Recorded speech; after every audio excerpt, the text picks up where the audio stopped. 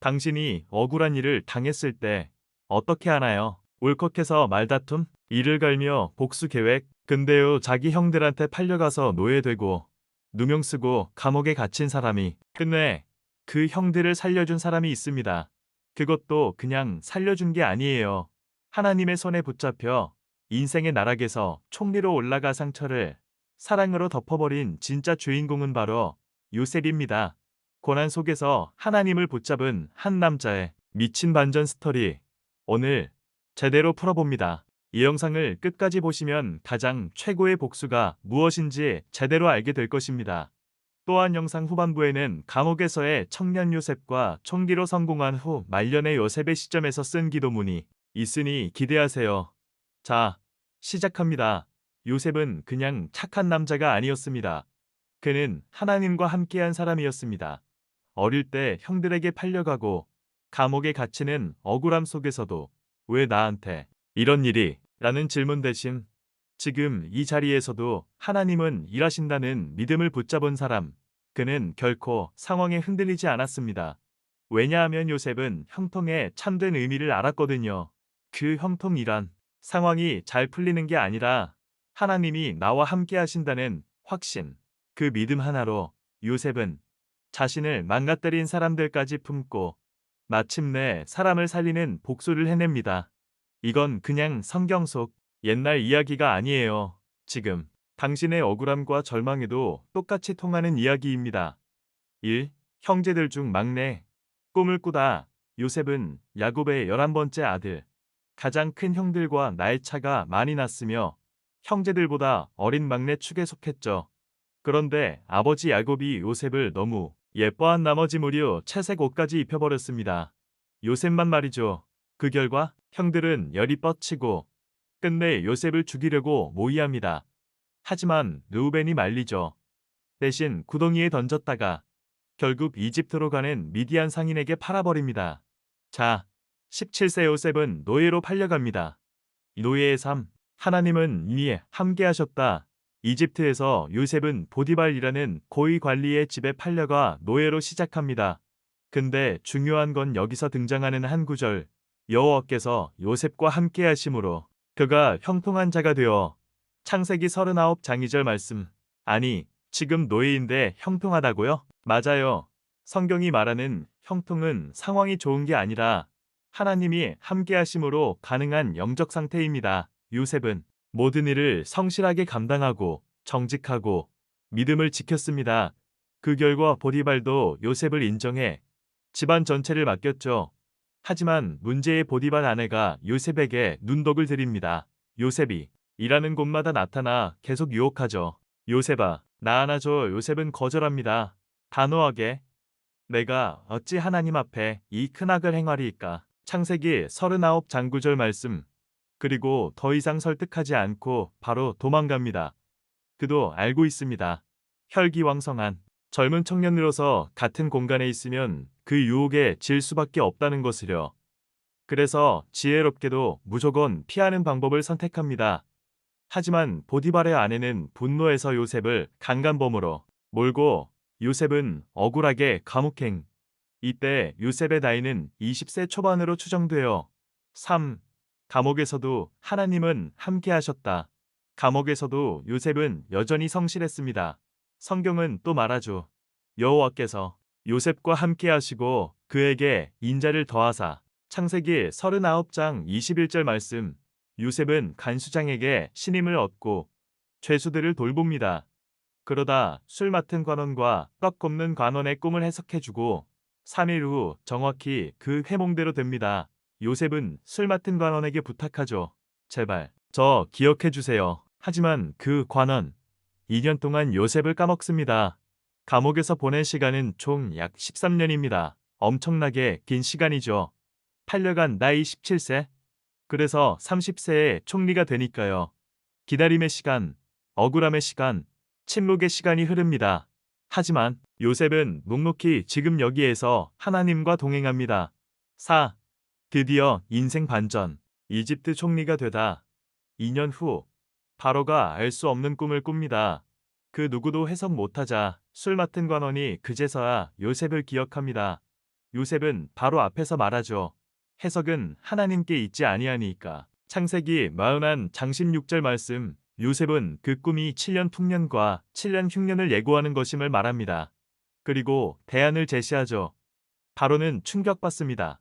이렇게 똑똑하고 신뢰할 수 있는 사람이라니? 그래서 요셉은 30세에 이집트 총리가 됩니다. 17세에 팔려가서 13년 만에 반전. 그는 감옥에서 일어난 게 아니라 하나님이 끌어올리신 겁니다. 자, 생각해보세요. 하나님이 멱살 잡고 하나님이 정하신 때에 초고속 출세시킨 요셉입니다. 이집트 명문가의 자제들이 칼 갈고 실력 있는 선생님 붙여서 어린 시절부터 최고 수준의 교육을 받았겠죠. 이집트의 고위 관리가 되기 위해서요. 그러나 하나님이 함께하신 감옥 출신 요셉이 총리가 됩니다. 아무런 백도 인맥도 없이 말이죠. 그는 가장 위대한 하나님이 그의 백이시니까요. 그리고 그는 세상 지혜가 아니라 하나님의 지혜로 오랜 재임 기간 동안 단 한 번의 실책도 없이 선한 영향력을 행하며 맡은 소명을 다합니다. 세상 사람들에게 파라오에게 그리고 하나님께 사랑을 받으며 그 당시 이집트뿐 아니라 그 일대 수많은 사람들을 주님 주신 꿈의 예언에 기반한 정책으로 무시무시한 기근에서 살립니다. 5. 형들과의 재회. 진짜 복수가 시작된다. 흉년이 시작되고 가나안에서도 식량이 바닥나자 요셉의 형들이 이집트로 양식을 구하러 옵니다. 그런데 형들은 요셉을 못 알아봅니다. 요셉은 형들을 시험합니다. 이제 복수의 순간? 그는 과연 어떻게 할까요? 끝내 요셉은 형들을 용서하며 이렇게 말합니다. 당신들은 나를 해하려 하였으나 하나님은 그것을 선으로 바꾸사 많은 사람을 살리게 하시려 하셨나니. 창세기 50장 20절 말씀. 할 대신 사랑을, 미움 대신 구원을 선택한 요셉, 형들을 살리고 온 가족을 이집트로 초청하고 자기 자리를 복수의 도구가 아니라 하나님의 계획을 이루는 통로로 씁니다. 요셉은 하나님을 가장 중요한 중심으로 삼고 살았습니다. 억울함도, 침묵도, 감옥도 그에게는 하나님의 형통의 과정이었습니다. 그는 말합니다. 내가 잘나서 올라온 게 아닙니다. 하나님께서 나를 보내신 것입니다. 그 믿음 하나로 형제를 살리고 민족을 살리고 역사를 바꾼 요셉. 그의 복수는 피 흘리는 싸움이 아니라 사람을 살리는 하나님의 방법이었습니다. 우리도 요셉처럼 살아갈 수 있습니다. 억울해도 버려져도 이해 못 받아도 하나님이 나와 함께 하신다는 믿음. 그것이 진짜 형통입니다.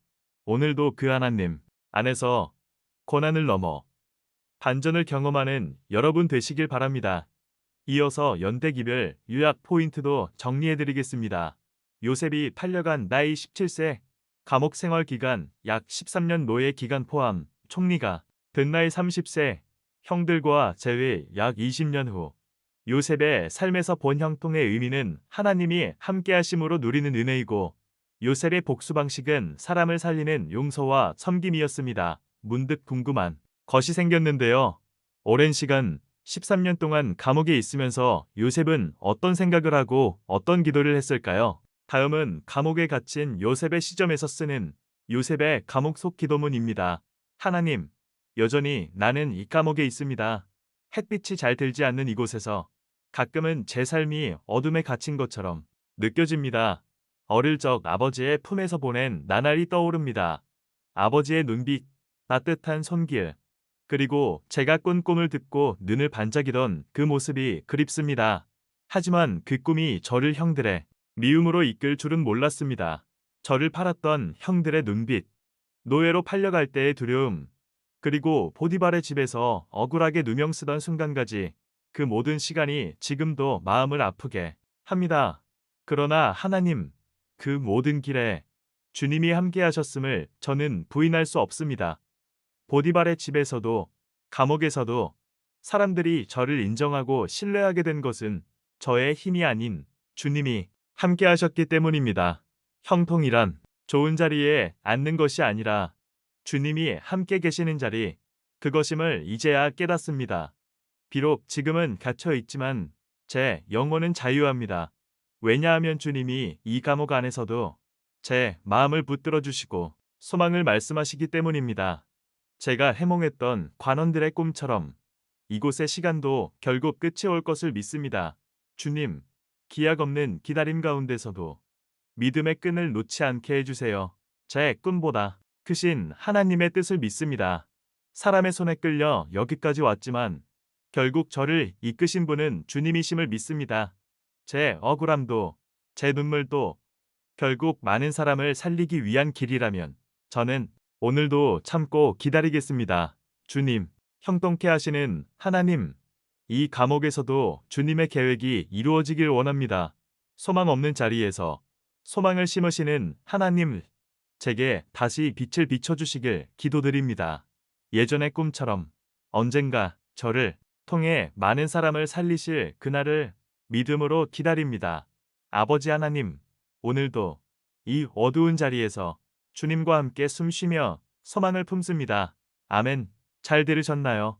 자, 이번에는 총리가 된 요셉이 말년의 지난 인생을 회상하며 감사하는 내용을 담은 시점으로 만든 요셉의 말년 기도문입니다. 하나님 아버지, 이제야 깨닫습니다. 당신이 제게 보여주셨던 그 꿈 말입니다. 형들의 곡식단이 제 곡식단에게 절하던 그 환상이 결국은 높아지라는 뜻이 아니라 살리라는 사명이었음을 어린 시절엔 그 꿈이 저를 특별하게 만든 줄만 알았습니다. 하지만 이제 압니다. 그 꿈은 나를 위한 것이 아니라 형제들과 민족, 수많은 생명을 위한 것이었음을 하나님, 저는 이집트 총리가 된 지금도 가끔 감옥의 냄새를 떠올립니다. 사슬에 묶인 손목, 비틀지 않던 감방, 사람들의 비웃음과 외면, 그 지난한 세월이 절망이 아니라 훈련이었음을 이제서야 진심으로 고백합니다. 노예로 일할 때 배운 절제와 책임, 감옥에서 배운 기다림과 인내, 버림받고도 미움에 물들지 않으려 했던 그 모든 날들이 결국 이 나라의 양식을 지키고 굶주린 자를 살리는 데 꼭 필요한 하나님의 학교였다는 것을 알게 되었습니다. 그리고 형들을 다시 보았을 때 제 마음 깊은 곳에서 복수심이 아니라 눈물이 먼저 솟구친 이유도 알겠습니다. 그들이 제게 했던 일이 물론 잊을 수 없는 상처였지만 하나님이 그것을 선으로 바꾸셨기에 저는 그들을 원망할 수 없었습니다. 주님, 제가 형들을 용서한 것은 제 안에 선한 마음이 있어서가 아니라 하나님의 마음이 제 안에 들어왔기 때문입니다. 당신은 나 같은 죄인도 포기하지 않으셨고 수많은 순간 나를 품으셨기에 또한 미워했던 형제들을 품을 수 있었습니다. 하나님, 복수는 그들을 무너뜨리는 것이 아니라 내가 당신을 닮아가는 길에서 이루어지는 것임을 이제야 압니다. 제가 감옥에서 울던 그날보다 형들 앞에서 눈물로 용서하던 그 순간이 더 깊은 자유였고 더 큰 승리였습니다. 주님, 지금 저는 이집트에서 제 인생 최고의 자리에 있지만 제 마음은 여전히 하나님의 뜻 아래에 있음을 고백합니다. 당신이 아니었다면 나는 결코 여기까지 올 수 없었습니다. 내가 총리가 된 것이 위대한 것이 아니라 기근으로 죽어갈 이 땅과 주변국들의 백성들을 살리고 내가 형들을 살릴 수 있는 자리에 있게 하신 당신의 계획이 위대한 것입니다. 아버지 하나님, 이제 제게 남은 생애가 그 어떤 자리보다 당신의 마음을 이루는 인생이 되길 원합니다. 제가 겪은 고난이 헛되지 않게 하소서. 제 용서가 또 다른 회복의 씨앗이 되게 하소서. 그리고 이 모든 것이 오직 당신의 영광으로 드러나게 하소서. 이젠 확실히 압니다. 형통은 성공이 아니라 하나님이 함께 하시는 삶입니다. 주님, 저를 여기까지 이끄신 은혜에 감사드립니다. 저를 붙드셨고 깨닫게 하셨고 사용하셨기에 저는 참으로 복된 자입니다. 그 어떤 복수보다 이 용서와 회복이 제 삶의 가장 위대한 승리임을 믿습니다. 주님, 감사합니다. 이 모든 것을 주께 올려드립니다. 아멘. 형통은 실패와 성공을 떠나서 하나님이 함께 하시는 삶이 형통임을, 최고의 성공과 최고의 복수는 다 하나님께 있다는 것을 요셉의 삶을 통해 살펴보았습니다. 끝까지 들어주셔서 감사합니다. 좋아요와 구독, 알림 설정은 제작에 큰 힘이 됩니다.